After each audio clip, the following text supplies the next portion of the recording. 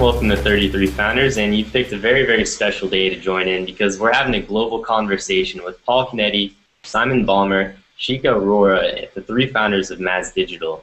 We've got someone in India, New York, Hawaii. So thanks so much for joining us today, guys. Thanks for having me. Good to be here. Now let's pretend that I'm a content creator in a world where traditional print sales are pretty stale. Tablets and iPhones are in, you've got Google Glass, you've got wristwatches coming out, so I'm freaking out about the publishing industry. I don't have a developer, so a friend tells me I should hire an outside agency, and then another tells me about MAZ Digital. Why should I look more into you guys? Well, the idea really is that you could go to an agency or a sort of more traditional development shop, but the problem is that, much to your point, everything is changing so quickly. So even if you built something today, there's no guarantee that that's going to be useful tomorrow, or next month, next year, or whatever. Whereas with MAZ, it's not only that we help you build something for the here and now, but the idea is that we will help you get wherever the future is taking you. And so really you're buying into a platform which is ongoing as opposed to like a static thing that you buy today, but then you're stuck with it. If there is a new feature, could you guys build it for them? Only if we think the feature is exciting enough and it does make sense for all the publishers which are on the platform. And I mean, if it does really make sense, of course, why not? We will definitely build it. So let's shift gears and talk about the journey a little bit. No revenue details here, but you guys are growing about 40% each quarter. What started out with just 3 of you has grown into 23 full-time people, and you guys have a rockstar team. You're an ex-Apple, Paul, and you have Google alumni, Adobe. So it's safe to say that you guys have accomplished more in 2 years than most entrepreneurs do in a lifetime. What's made the greatest contribution to your success? I really do think it's the team. Each and every step along the way, we try to bring on the best people that we can find. We sort of like to think of it like we're hoarding all of the digital publishing software experts that exist in the world, and we're keeping them for ourselves. And so I think if I had to pick one thing, it's our team. I don't know what you guys think. I agree. It's definitely the team. Right. I said I agree. It's definitely the team. Of course. When you guys were leaving, did you try to take some other Apple employees with you? Maybe grab them by the back and say, "Come on, I've got an idea." Yeah. We have one other ex-Apple employee here in New York. Her name is Krista, and yeah, Shika's gone and taken quite a few Adobe folks from Adobe Illustrator, Adobe Acrobat, and so again, instead of just hiring talented people in the generic sense, we're really looking for people that have the type of expertise that is really specific to what we're doing. Did you guys have a goal during your first year that you feel has really shaped the way that MAZ has gone today? I think our goal was for MAZ to exist after a year. That's right. The goal was to wake up tomorrow and still be alive. Right. Right.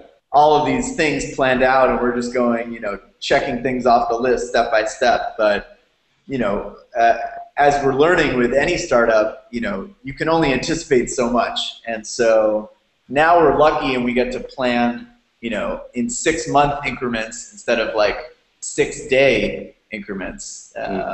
But that's a luxury that is relatively new to us. In those first 6 days, though, starting out, what really was the priority to solidify your existence? Well, it's interesting because a lot of startups, I think, start knowing that they are a startup, which sounds sort of funny. But in a lot of ways, we didn't. We thought, how can we make apps in a more efficient way? So there was a real need in the market, and people were actually contacting us, publishers, asking us if we could build apps for them, more like the agency model that you mentioned before. MAZ really started as almost a way to efficiently be freelancers, if that makes sense.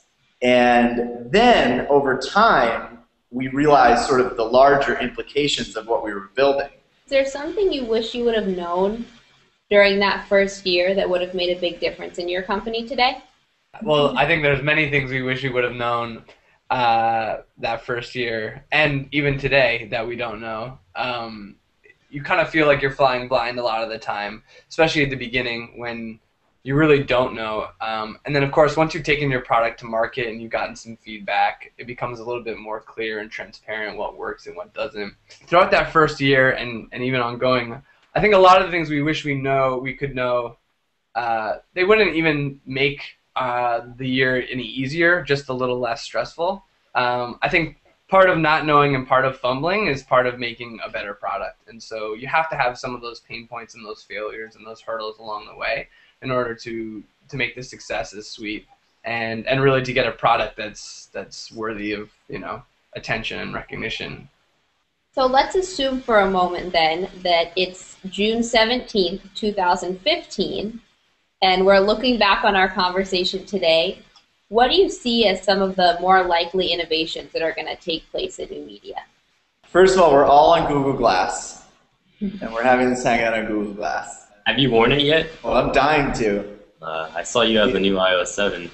No, yes. iOS 7 I have, but Google Glass has eluded me. We joke about it, but it's not really a joke, but how our business is going to change if a product like Glass takes off, You can just imagine someone reading a magazine and they're just sort of staring into space I'm reading a magazine right now. It's just right here, And the idea though is that if that is the case, publishers can't go reinvent their business every time a new device hits the market. I think things won't be that dramatically different than they are today. I think internet speeds will be faster and more stable.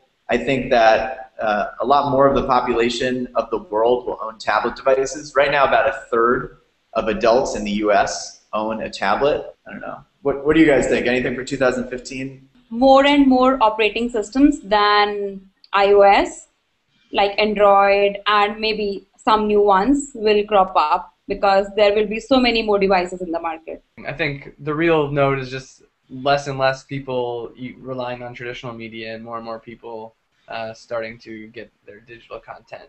I think in 2015, in June 17th, by then, we'll see much greater numbers doing that. And from now until then, it's just going to be a constant, slow trickle. Give us some of the best advice you've ever been told. For me, I think one of the best pieces of advice I ever got was just to think bigger. And that's been a common theme that I've heard from various investors, other entrepreneurs, mentors, advisors. And so now I feel like it's my job to the rest of our team to help them zoom out and sort of get a bird's eye view. It's not to say that I'm perfect at it, but I like to pass that advice on within our team. And it's easy to sort of get down in the weeds, but when you really look at the larger picture, sometimes you can take advantage of opportunities that you didn't even know were there. That closes up our segment, and we want to thank you guys so much for taking the time from around the world to sit down with us today, especially you, Simon, for coming in from the beach. Yeah, well, coming in from my bed in the other room, actually. It's only 8 a.m. I'm not an early riser. So. Thank you very much. This is great. Guys.